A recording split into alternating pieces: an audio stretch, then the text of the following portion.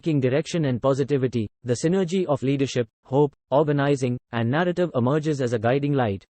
Leadership is more than authority, it's about envisioning a better future and inspiring others to follow suit.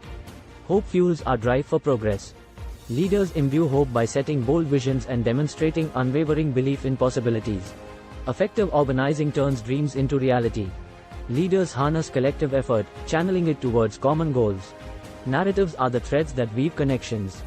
Leaders craft compelling stories that resonate, uniting diverse voices under a shared purpose.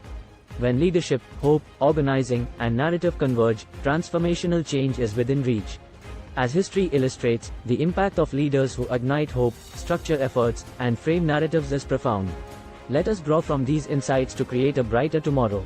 Leadership, hope, organizing, and narrative, the harmonious quartet that paints the canvas of progress. Thanks for watching.